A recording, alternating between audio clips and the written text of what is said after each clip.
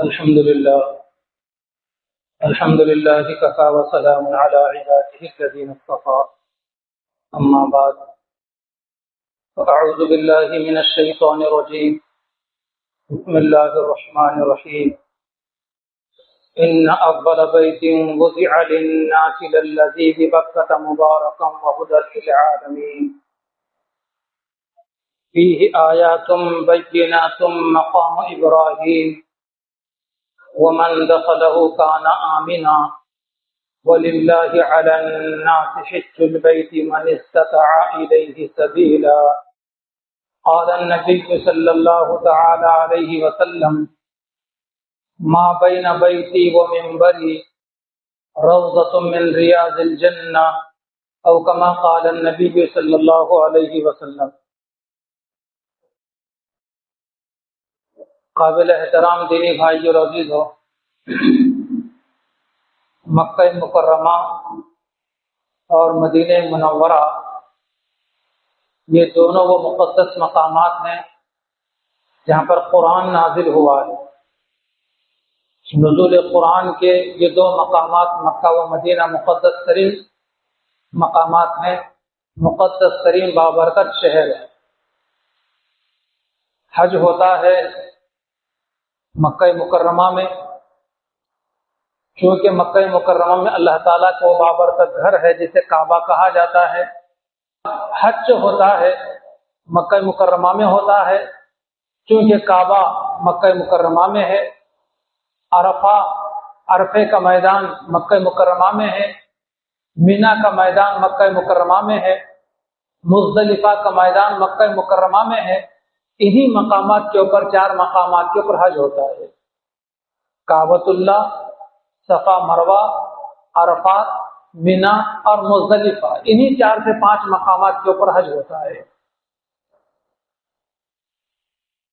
اگر کوئی آدمی حج کو چلا جائے اور حج سے فارغ ہو جائے اور مدینہ منورہ اگر نہ جائے تو بڑے تنگ دل کی بات ہے، بڑے سخت دل ہونے کی بات ہے.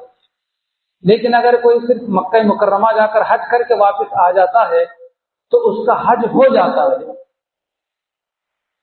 لیکن چونکہ آدمی اتنے دور سے جاتا ہے، لاکھوں روپے خرچ کر کے جاتا ہے، اور حضور پاک علیہ السلام کے ہمارے اوپر بڑے احسانات ہیں، اسی وجہ سے حضور کو محسن انسانیت کہا جاتا ہے. ساری انسانیت کے اوپر بے شمار آپ علیہ السلام کے احسانات ہیں. حضور کی وجہ سے ہمیں زندگی گزارنے کا سلیقہ ملا ہے. اس لیے ہر آدمی کی دلی خواہش بھی ہوتی ہے کہ جب وہ مکہ جائے، حج کو جائے، تو مدینہ بھی جائے. اس لیے جاتے ہیں مدینہ منورہ. چونکہ مدینہ منورہ ہمارے نبی صلی اللہ علیہ وسلم کا مقام ہجرت ہے، اور زندگی کے آخری 10 سال ہمارے نبی صلی اللہ علیہ وسلم نے مدینہ منورہ میں گزارے ہیں.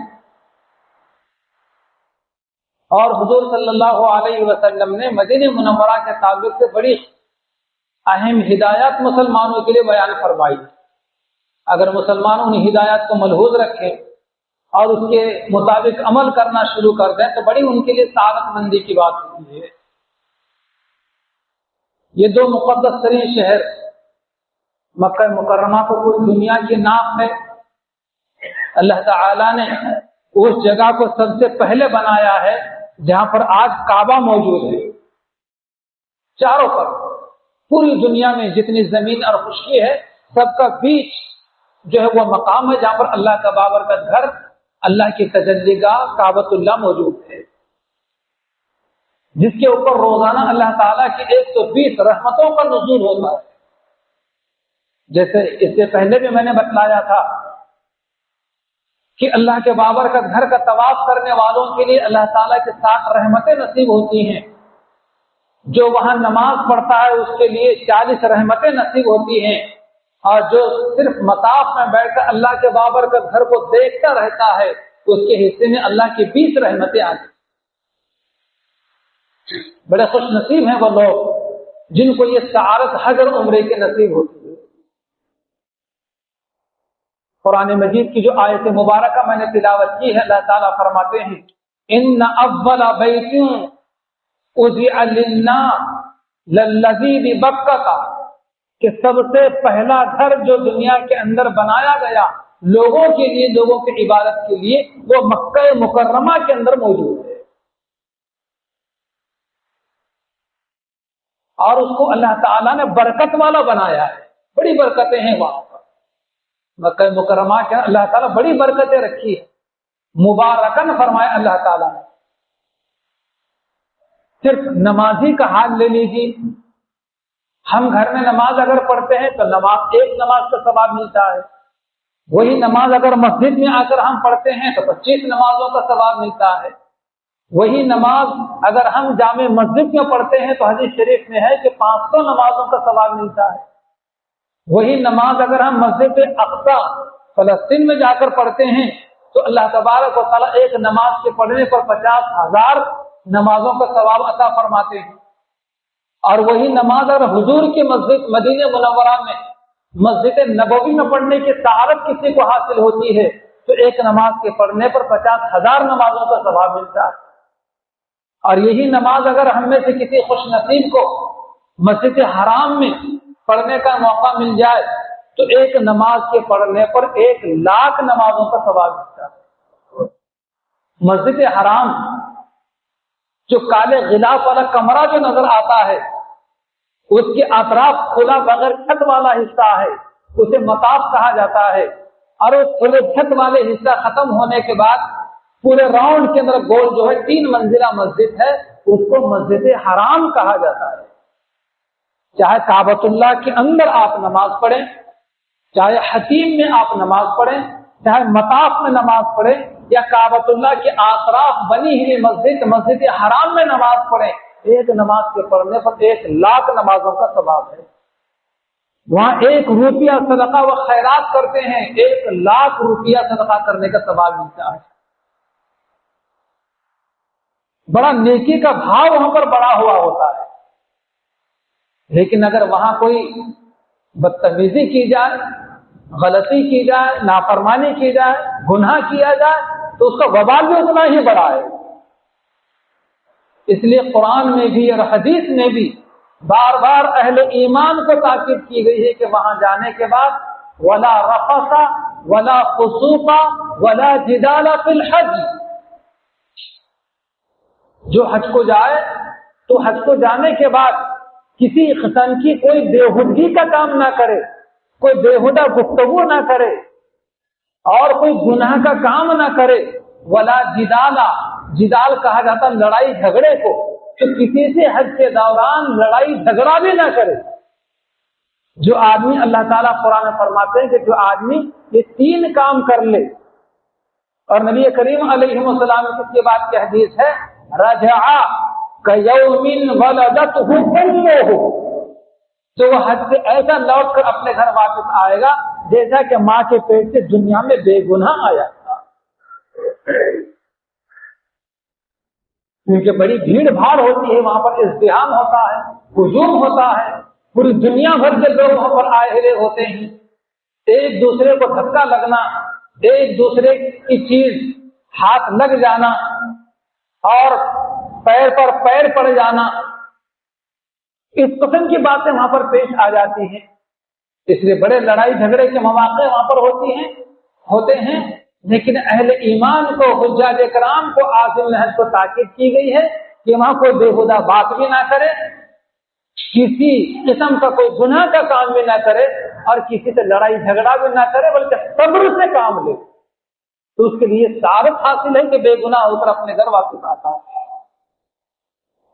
हुजूर पाक अलैहिस्सलाम के चचाजाद भाई हजरत अब्दुल्लाह इब्न अब्बास रज़ियल्लाहु अन्हु वो बयान करते हैं कि मक्का मुकर्रमा के बाहर की 70 गलतियां गवारा हैं, लेकिन मक्का मुकर्रमा की एक गलती गवारा नहीं, क्योंकि वहां की एक गलती 1,00,000 गलतियों के बराबर है। हाँ, मक्का मुकर्रमा से बाहर की 70 गलतियां भी गवारा, 70 गलतियां होंगी तो 70 ही लिखी जाएंगी। सच्चे दिल से तौबा इस्तग़फ़ार कर ली जाए तो माफ भी हो जा सकती है। लेकिन बाबरकत मुक़द्दस मकाम के ऊपर अगर किसी से कोई गलती संगत एक हो जाए तो 1,00,000 غلطیوں کے برابر ہے. 10 غلطیاں اگر کر لے تو 10,00,000 گناہوں کے برابر. الامان والحفیظ.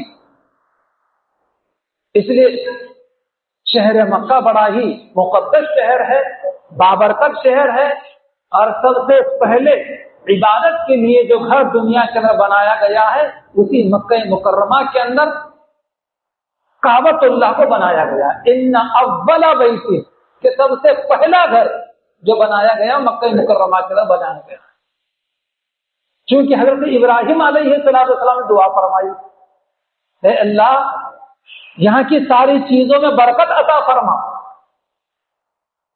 ہمارے نبی صلی اللہ علیہ وسلم جب ہجرت کر کے مدینہ منورہ تشریف لے گئے ہیں تو وہاں جانے کے بعد اہلیان مدینہ موسم کا پہلا پھل لے کر آتے تھے اور حضور کے سامنے پیش کیا کرتے.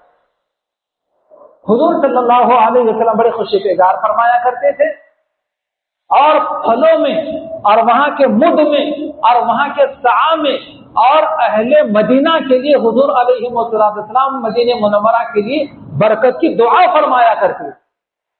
اور یہ کہا کرتے تھے کہ اے اللہ، حضرت ابراہیم تیرے نبی تھے، خلیل تھے، انہوں نے مکہ مکرمہ کے لیے، مکہ مکرمہ کی چیزوں کے لیے برکت کی دعا کی. میں بھی اللہ کا نبی ہوں، میں مدینے کے لیے، میں مدینے کی چیزوں کے لیے، مدینے کے پھلوں کے لیے، یہاں کے باغات کے لیے اور یہاں کے مد کے لیے اور یہاں کے سعا کے لیے برکت کی دعا کرتا ہوں.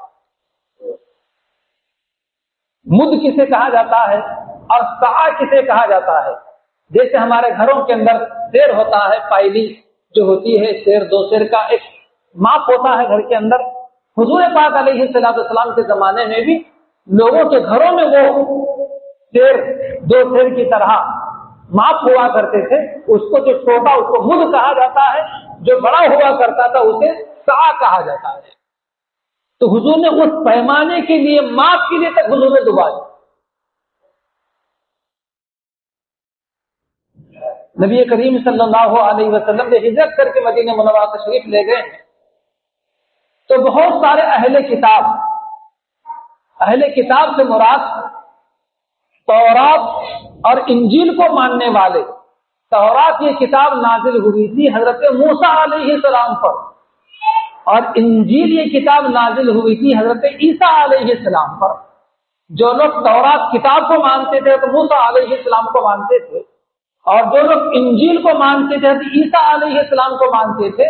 انہوں نے تورات میں یہ پڑھا ہوا تھا کہ اخیر زمانے کے اندر پیغمبر آئیں گے جن کا نام محمد و احمد ہوگا، اور وہ فلاں پہاڑی علاقے کے اندر پیدا ہوں گے، لیکن ہجرت کر کے وہ یثرب آئیں گے. مدینہ منورہ کا نام حضور کی ہجرت سے پہلے یثرب تھا. حضور پاک علیہ السلام وہاں جانے کے بعد اس کا نام مدینہ منورہ، مدینہ پاک یہ پڑ گیا. آپ علیہ السلام نے ہجرت کرنے کا فرمایا کہ یثرب اب یثرب نہیں ہے بلکہ یثرب اب مدینہ ہو گیا. تو یہ اہل کتاب تورات موسیٰ علیہ السلام کی قوم اور انجیل کو ماننے والے اہل کتاب یعنی عیسائی لوگ، بہت سارے تورات و انجیل کے ماہرین اپنی کتابوں میں حضور کے نام، حضور کے ماننے والوں کے اوصاف، حضور کے اخلاق و کردار و خوبیاں اور حضور کا مقام ہجرت نخلستان، نخلن کہا جاتا ہے کھجور کو، نخلستان کھجوروں کے باغات والا علاقہ. تو بہت سارے اہل کتاب یہود النصارہ جو ہے اپنے اپنے علاقوں سے وہاں یثرب میں جا کر جو ہے مقیم ہو گئے تھے. پیغمبر آخر الزمان حضرت محمد مصطفیٰ صلی اللہ علیہ وسلم کے انتظار میں کہ وہ یہاں کہیں بھی پیدا ہوں گے دنیا کے اندر کسی بھی علاقے میں تو ہجرت کر کے یہیں آئیں گے. اس لیے یہ لوگ سب سے پہلے وہاں جا کر مقیم ہو گئے اور کئی نسلیں ان کی گزر گئی حضور کے انتظار میں. لیکن اہل کتاب میں سے بہت کم لوگوں کے حصے میں ہدایت آئی اور بہت سارے لوگوں کے حصے میں گمراہی آئی.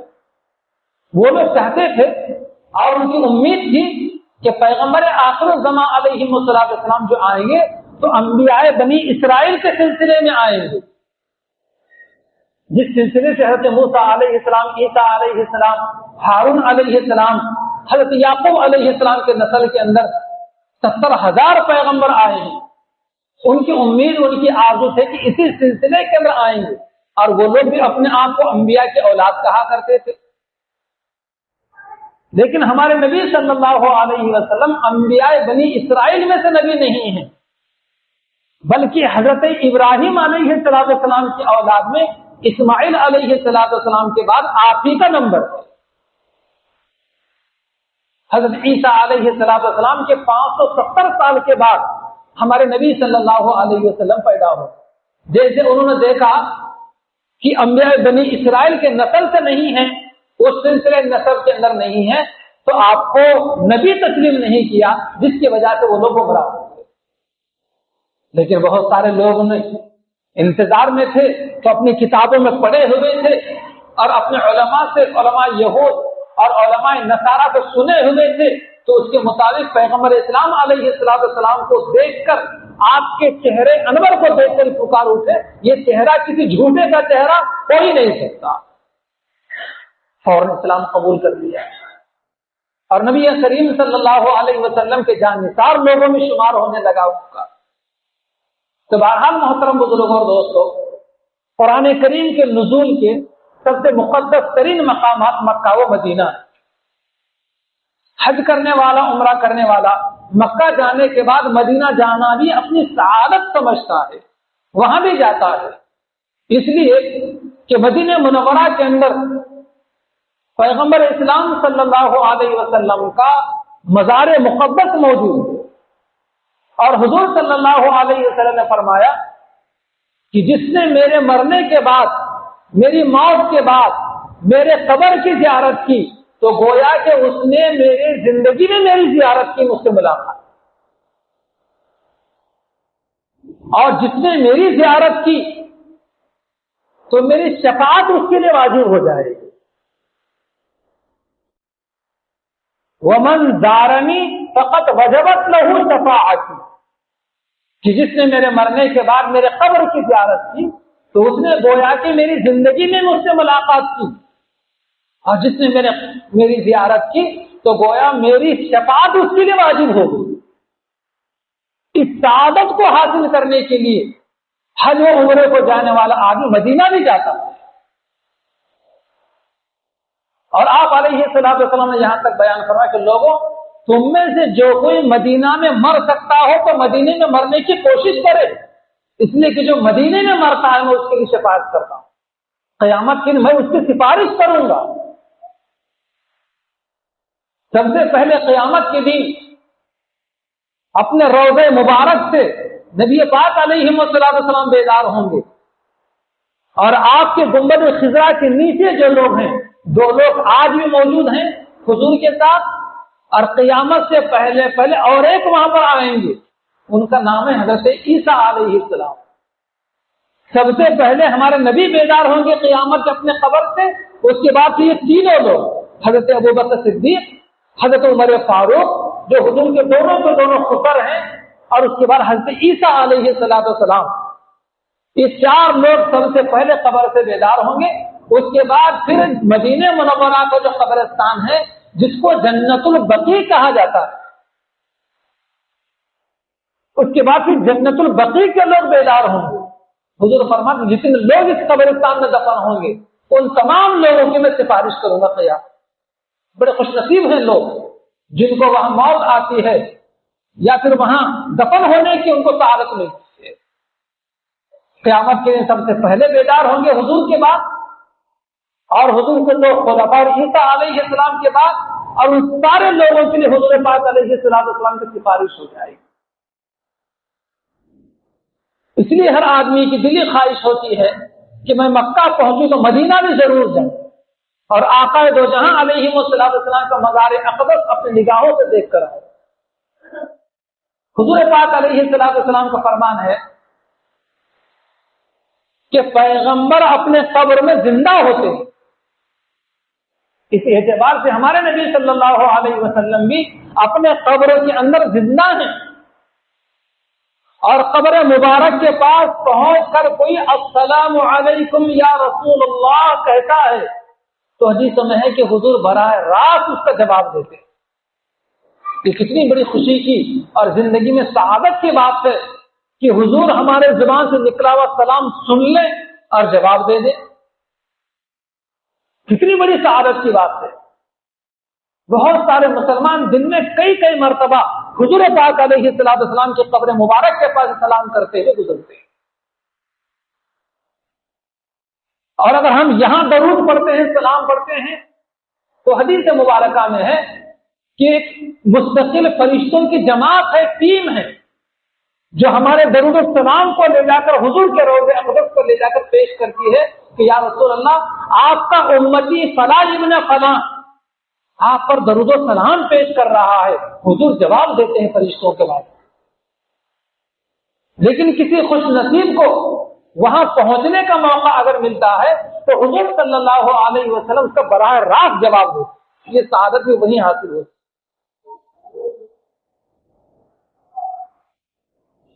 اور وہاں ایک مقام ایسا ہے کہ جو کعبۃ اللہ سے، عرش اور کرسی سے بھی افضل ہے، یعنی جو زمین کا حصہ حضور پاک علیہ السلام کی مبارک جسم سے چھو رہا ہے، جیسے اطراف کا بھی ہے نیچے کا بھی، تو وہ زمین کا حصہ وہ ٹکڑا جو حضور پاک علیہ السلام کی قبر کا حضور کو چھو رہا ہے، وہ قبر کا حصہ، وہ مٹی کا حصہ جو ہے کعبۃ اللہ سے اور اللہ کے عرش اور کرسی سے بھی افضل ہے۔ اسی وجہ سے کہا جاتا ہے کہ جنت میں سب کچھ موجود ہے لیکن مدینہ نہیں ہے، اور مدینے کے اندر جنت موجود ہے۔ کون سی ہے جنت؟ وہ فرمان نبوی ہے ما بین بیتی و منبری روضۃ من ریاض الجنہ، میرے گھر اور میرا ممبر، یہ جس پر حضور پاک علیہ السلام جمعہ اور عیدین کے موقع پر درمیان میں بھی موقع ب موقع اس پر کھڑے ہو کر بیان کیا کرتے تھے، جس کو خطبہ دینا کہا جاتا ہے، میرے ممبر کے درمیان اور میرے گھر کے درمیان وہ کتنا فاصلہ؟ 30 سے 40 فٹ کا فاصلہ ہے، زیادہ نہیں، اور یہ 30 سے 40 فٹ کا پورا فاصلہ حضور فرماتے کہ جنت کا حصہ ہے۔ اور قیامت کے دن اتنا حصہ اٹھا کر جنت میں منتقل کر دیا جائے گا۔ اگر کوئی دنیا میں آدمی حج کو جائے یا عمرے کو جائے، یا وہاں کا کوئی مدنی آدمی، مدینہ منورہ کا رہنے والا آدمی اس حصے میں جا کر حضور کے گھر اور حضور کے ممبر کے درمیان کا جو حصہ جس کو ریاض الجنہ کہا جاتا ہے، اس حصے میں کھڑے ہو کر بیٹھ کر اگر یہ کہہ دے میں خدا کی قسم کھا کر کہتا ہوں کہ میں جنت میں موجود ہوں، تو وہ جھوٹا نہیں، وہ مقام مدینہ منورہ کے اندر موجود ہے۔ اس لیے ہر آدمی کی دلی چاہت ہوتی ہے، خواہش ہوتی ہے کہ میں مکہ جاؤں تو مدینہ بھی ضرور جاؤں۔ اتنا عظیم مقام ہے وہ مدینہ منورہ۔ آج سے چند برس پہلے دن میں جتنی مرتبہ چاہے، جب چاہے آدمی وہاں جا سکتا تھا ریاض الجنہ کے اندر، اور بیٹھ سکتا تھا، عبادت کر سکتا تھا، تلاوت کر سکتا تھا۔ لیکن آج وہاں کے انتظامی امور کے اعتبار سے وہاں کی حکومت میں ایک سفر میں صرف ایک ہی مرتبہ جانے کا موقع دیتے ہیں، صرف ایک مرتبہ۔ اگر آپ کو مدینہ منورہ کے اندر 10 دن رہنے کا موقع مل رہا ہے تو 10 دن میں ریاض الجنہ میں صرف ایک ہی مرتبہ آپ جا سکتے ہیں، ایک مرتبہ سے زیادہ جا نہیں سکتے۔ وہ بھی باضابطہ آپ کو ٹوکن دیا جاتا ہے وہاں کی حکومت کی طرف سے، معلم کی طرف سے، یا جس ٹور کے ذریعے سے آپ گئے اس کے واسطے سے باضابطہ آپ کو نمبر لگانا پڑتا ہے، تو وہاں پہنچنے کے ایک سفر میں ایک ہی مرتبہ۔ اور آج سے 2-3 سال پہلے ایک آدمی اگر وضو کر کے فجر کے بعد سے چلا گیا تو ظہر تک بیٹھ سکتا تھا، जोहर की नमाज के लिए वुजू करके चला गया तो मगरिब तक वहां पर बैठ सकता, कोई नहीं उठा। लेकिन आज नहीं, एक सफर में 10 दिन में आप सिर्फ 10 मिनट वहां बैठ सकते हैं, आपको 10 मिनट ही वहां पर बैठने दिया जाता है। एक तरफ से छोड़ा जाता है 500 लोगों को घड़ी देखकर, जैसे 10 मिनट होंगे सारे के सारे लोगों को बाहर कर दिया जाता है, बाकी पुलिस बाहर कर देती है। जैसे 500 लोग बाहर निकल जाएंगे रियाजुल जन्ना के, दूसरे 500 लोगों को फिर वहां पर छोड़ा जाता है। ये इंतजामी उमूर से पता नहीं क्या है वहां का, लेकिन अब इस किस्म की उन्होंने तरतीब बनाई है। लेकिन आज से चंद साल पहले तक 2018 में भी हम गए थे तो ये तरीका नहीं था। 2011 में भी नहीं था, जब चाहे जितना देर चाहे आदमी बैठ सकता था। लेकिन हाँ, ये सहूलत आज भी मौजूद है कि जितनी मर्तबा आप चाहें हुजूर पाक अलैहिस्सलाम को सलाम करने के लिए हुजूर पाक अलैहिस्सलाम के कब्र मुबारक के सामने से गुजर सकते हैं। आप दिन में 2 मरतबा 5 मरतबा जितने मरतबा चाहें, ये मौका बहरहाल आज भी है। लेकिन रियाजुल जन्नह में आप जब चाहे नहीं जाते। मोहतरम बुजुर्गों, दोस्तों, नबी करीम सल्लल्लाहु अलैहि वसल्लम ने बड़ी इसकी अहमियत बतलाई है। उस अहमियत को पेश नजर रखकर हुजूर की हर उम्मती की दिली ख्वाहिश होती है कि मैं कम से कम हुजूर पाक अलैहिस्सलाम की कब्र मुबारक की ज़ियारत कर लूं, ताकि मुझे सारत हासिल हो जाए कि क़यामत के हुजूर की शफाअत मुझे नसीब हो जाए। अल्लाह ताला से दुआ है कि अल्लाह ताला हमें हज के साथ उमरा भी और उमरे के साथ मदीना मुनव्वरा की बार बार हाजिरी नसीब फरमाए। और पूरी दुनिया भर से जितने लोग जा चुके हैं, जा रहे हैं, कुछ लोग रास्ते में हैं और कुछ जाने वाले हैं, अल्लाह ताला सबका वहां पर जाना और हज व उमरा करना और मदीना मुनव्वरा की हाजिरी अल्लाह ताला आसान फरमाए और सब के लिए अल्लाह ताला कबूल फरमाए और हम सब के लिए भी अल्लाह ताला असबाब पैदा फरमाए। एक बार नहीं बल्कि बार बार वहां की हाजिरी नसीब फरमाए। और हुजूर पाक अलैहिस्सलाम जो खुलासे कायनात हैं, मुहसिन इंसानियत हैं, आप अलैहिस्सलाम की शरीयत मुतहर्रा के मुताबिक हम सबको सादम हयात अमल करने की तौफीक अता फरमाए। आमीन व आखिर दावाना अनिल हम्दुलिल्लाहि रब्बिल आलमीन।